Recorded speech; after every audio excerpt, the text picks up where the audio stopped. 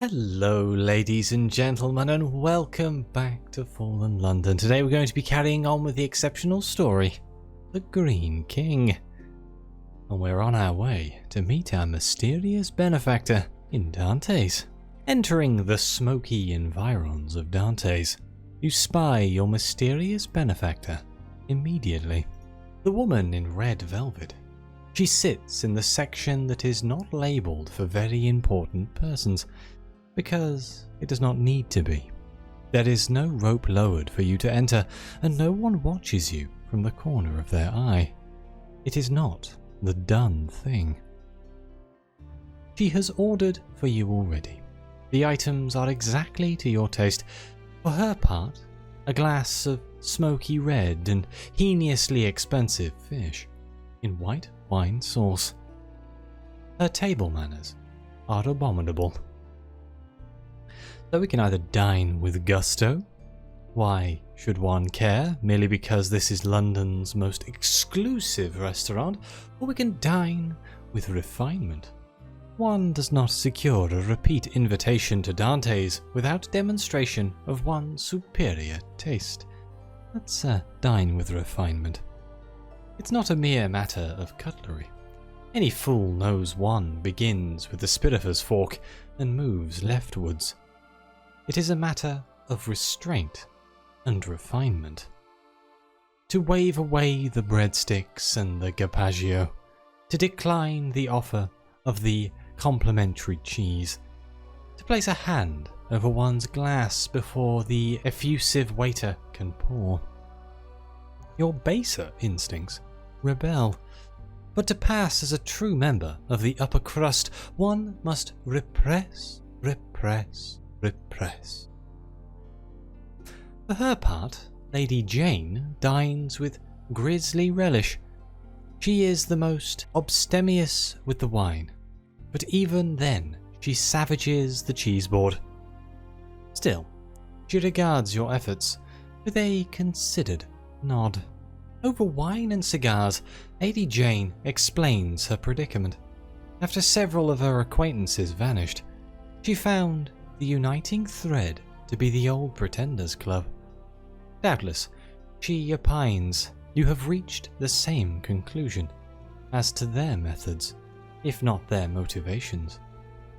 But to suspect and to prove are poor relations, and her investigations have stalled without getting closer to the Old Pretenders. Until this month, when she happened to correctly identify one of the next invitees. Yourself. Well, let's ask about her. Where does she fit into the plans of the Old Pretenders? A thorn in their side, or so I hope.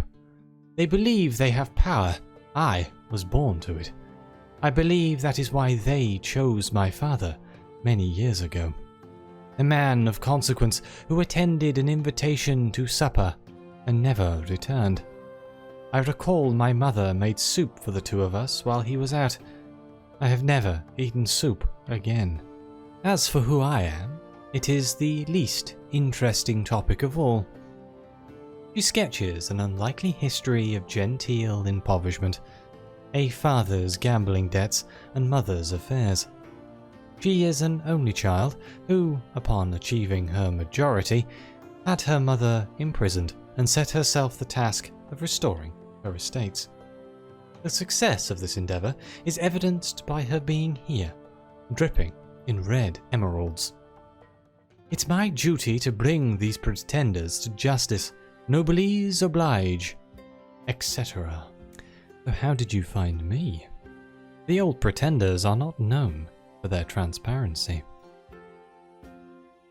Guesswork initially, finding out their names, their number, and then identifying suitable protégés.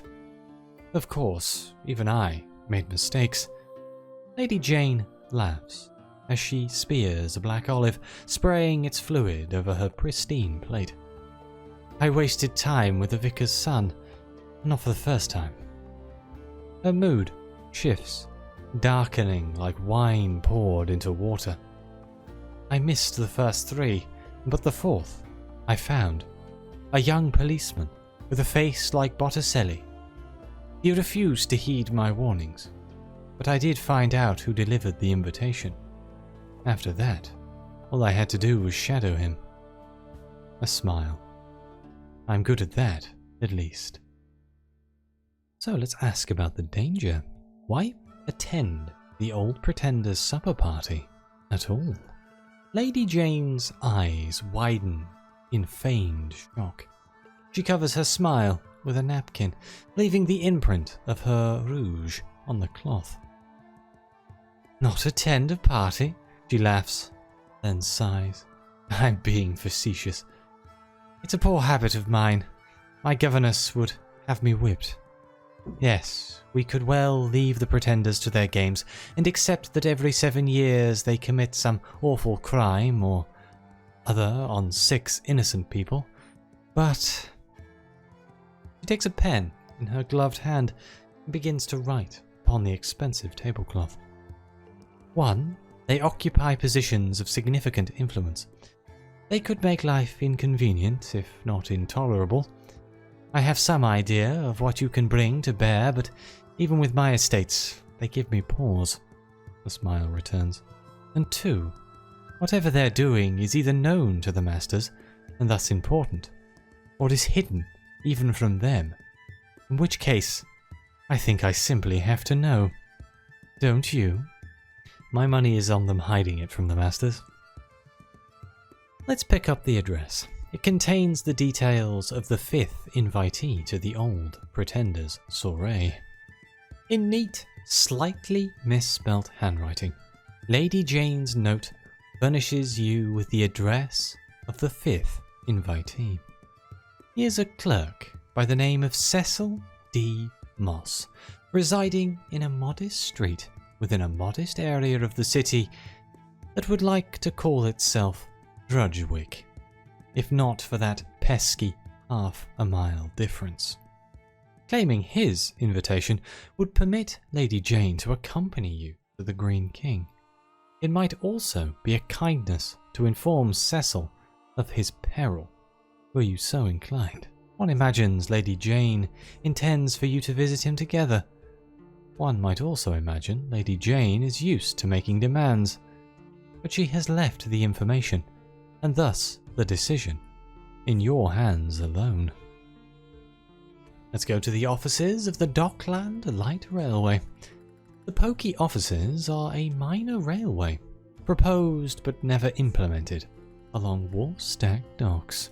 These days it houses ambitious but troublesome clerks, tasked with designing and building the blasted thing, or an addition to London of equal benefice. So far, no one has. You spy Lady Jane in the lobby, breathing smoke at a flustered factorum. Neither have seen you yet. Though I can either approach, you are partners in this, after all, or we can snoop. Leave Jane to her own formidable devices, while you employ your own. Why track in pairs when you can hold the information alone? Let's approach. The factorum's face flushes a deeper shade of vermilion. He glances wretchedly to and fro, avoiding both you and Lady Jane. At last, running out of reasons not to answer her questions, he gives the least painful response. The truth. No one is talking to Cecil. He's been advanced to clerk for the Chief Justice starting next week. Apparently no one minds anymore that he turned down a post in the Menace Eradicators because he's squeamish about death.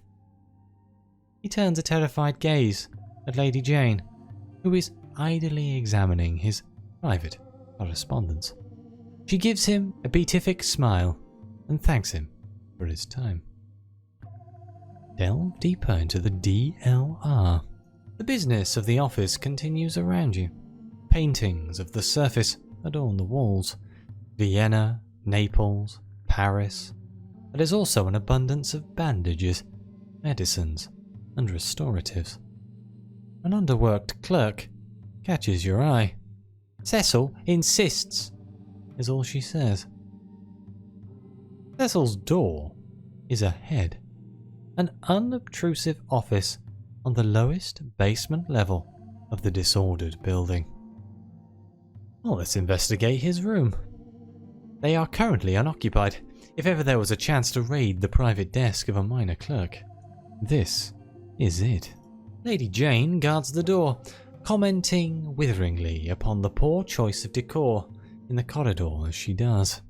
Meanwhile, you sift through drawers, all containing postcards and mementos of the surface. After a while, you discern the pattern.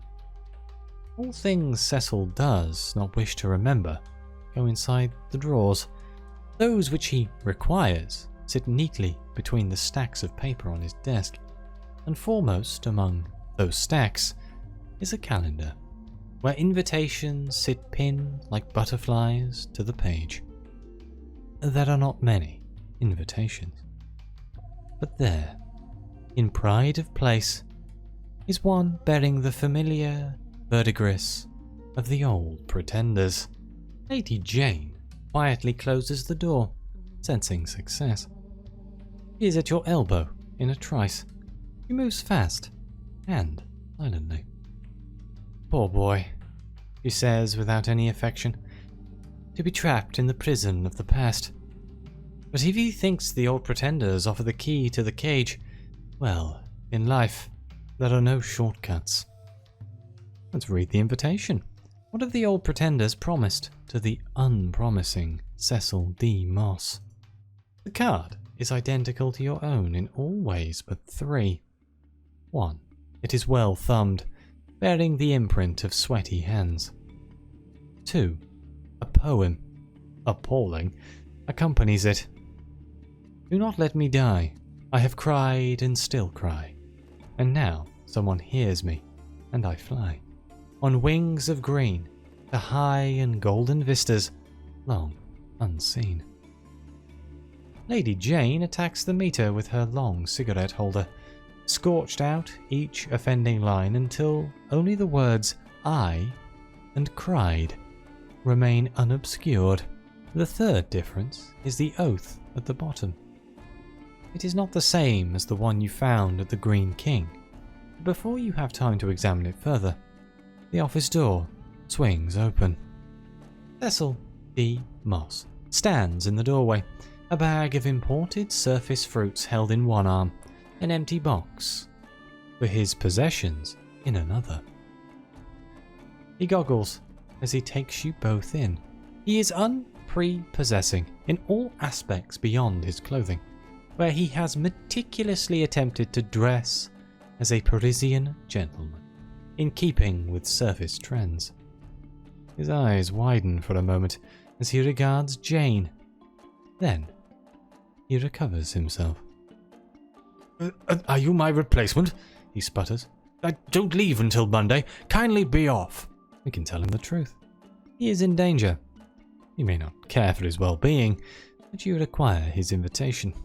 With the aid of Lady Jane, you give as much of a precis as you are able of the old pretenders' sinister modus operandi and their many disappearances. Of your doubt that any position waits for him at all. He listens, tears welling in his eyes, chewed fingernails tearing at his expensive sleeves. At last, he takes a deep breath. The fine thing. I know competition is fierce for such an exalted position, but I never imagined my rivals would stoop to this. Lady Jane exchanges an alarmed glance with you, but Cecil battles on. I'm promised a position in exports, the surface. I'll not give it up for the likes of you. Okay. Yeah, he thinks we're here to try and talk him out of his promotion, huh? Cecil shakes his head. I cannot, I will not give you what you want. I can and I will return to the surface. No power on earth can compel me otherwise. His mouth shuts as Lady Jane produces a small pistol from her jacket pocket. She does not level it at him. She only admires the weight of it in her gloved hand.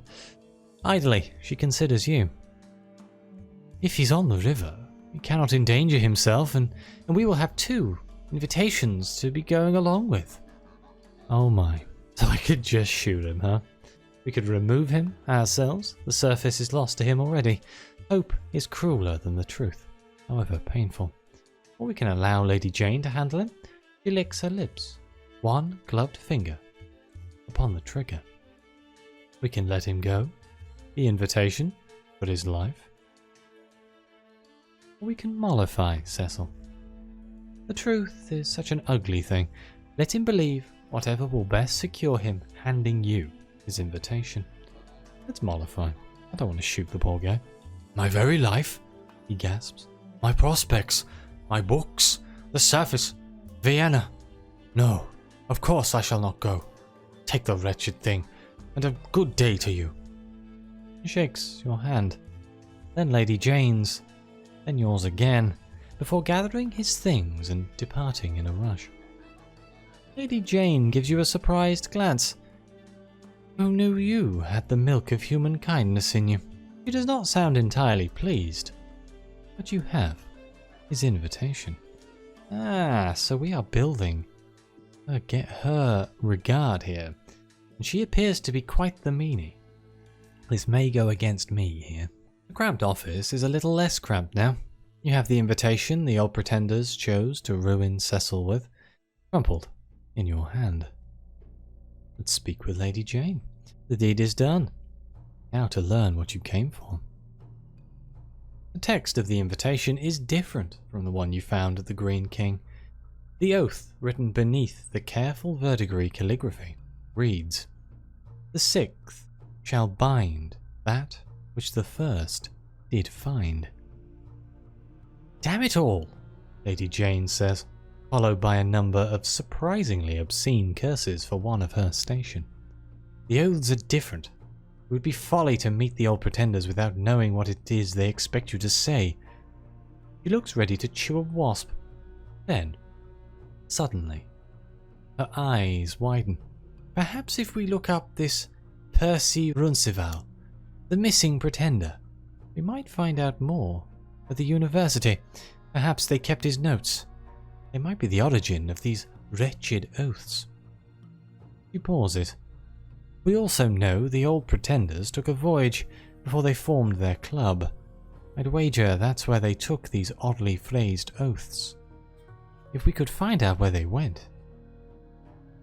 The docks, where all ships find their beginning and their terminus.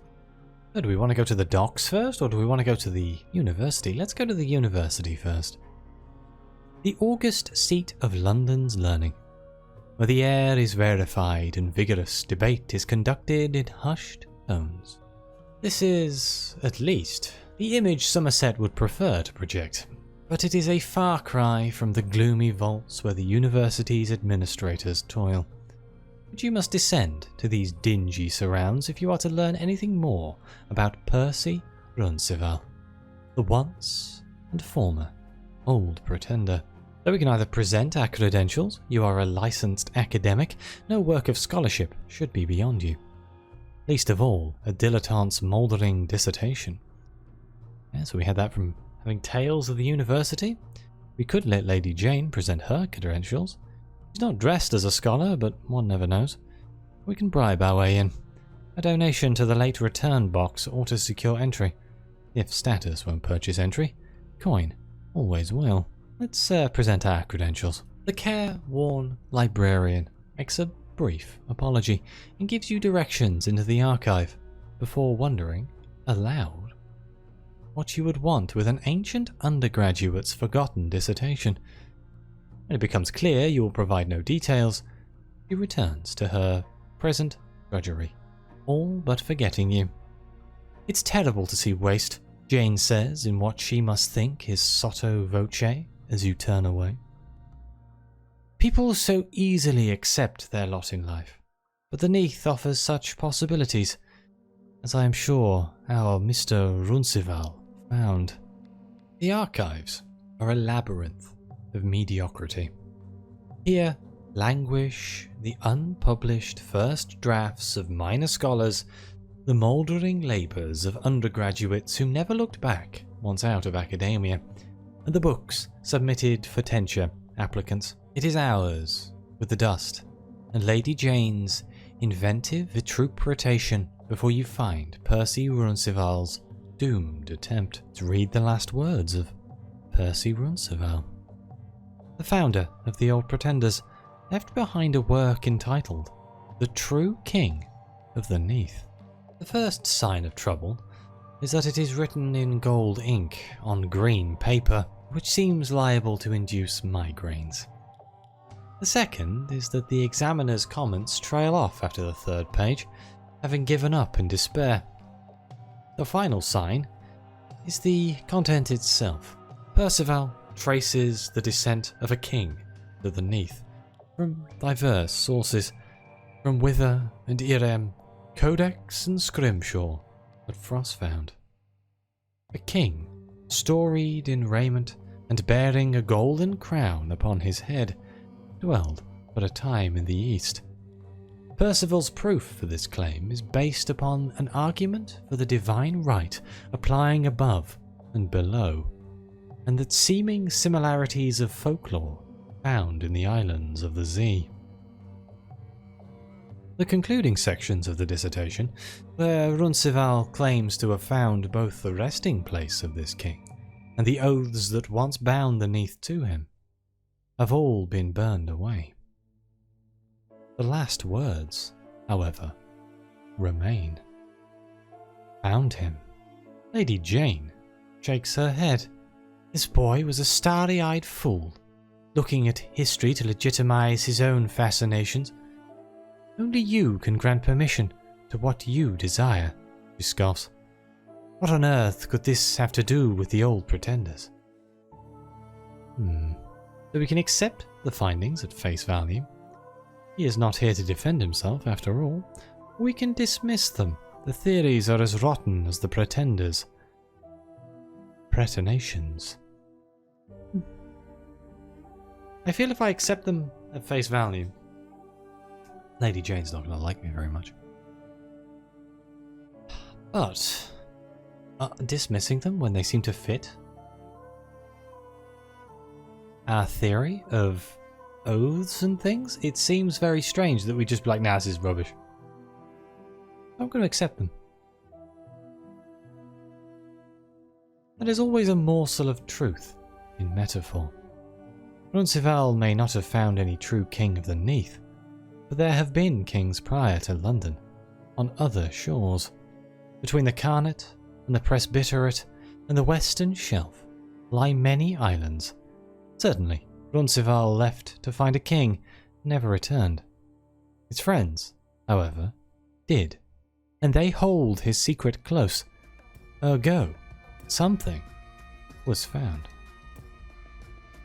As you close the monograph shut, another document slips loose of the bindings.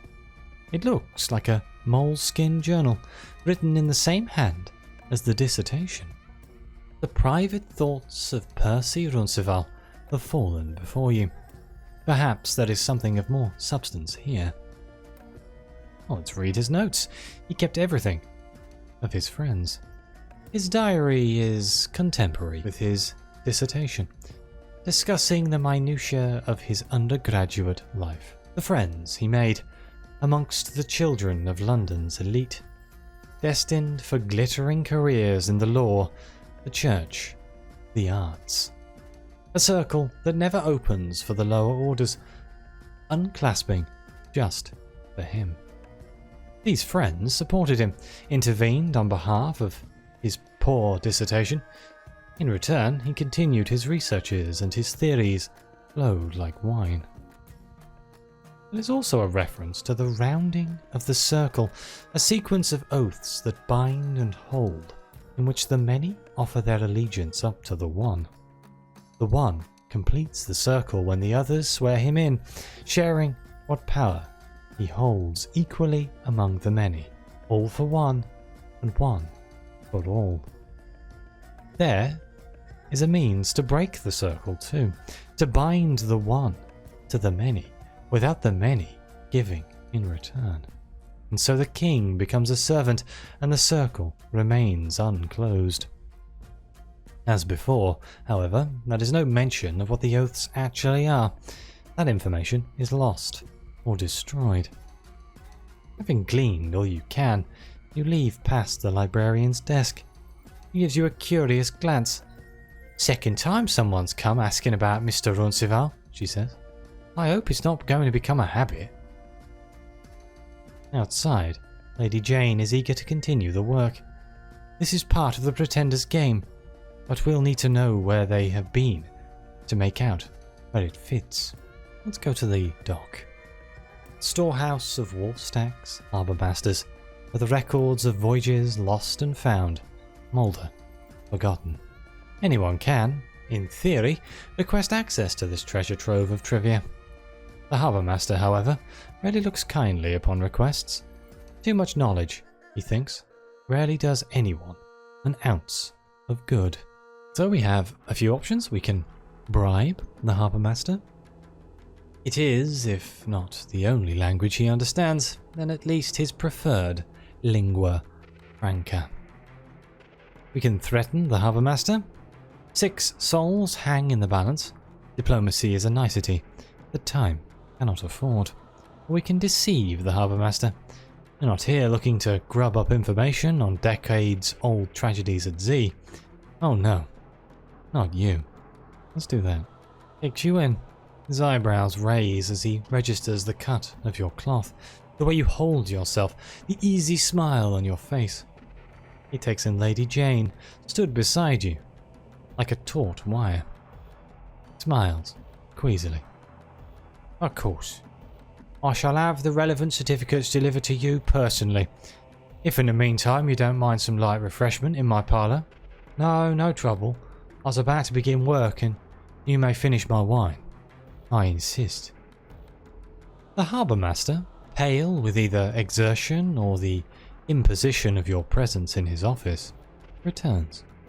He deposits a sack of yellowing pages onto the desk before disappearing in high dudgeon to his own office. The door closes. Lady Jane requests wine to the door.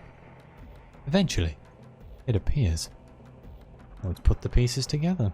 The old pretenders made their oaths far from London, but how far did they go? Their names are clear as day in the ledgers. They were either so secure in their positions or so desperate they did not bother with concealment. 7 names. 6 you have met, 1 you have only read of. Lady Jane spills a drop of wine on it, like a scarlet underline. A man's name. Runcival. He was captain, it seemed.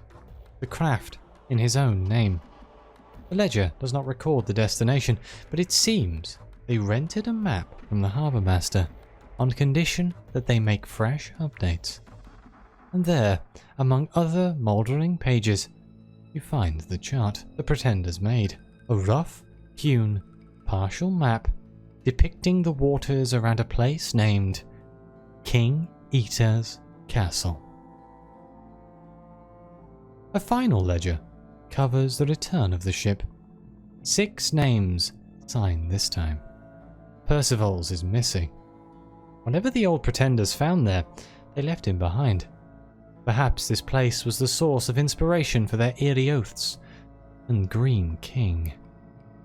King Eater's Castle is a nasty place, as far away from London as you can possibly get.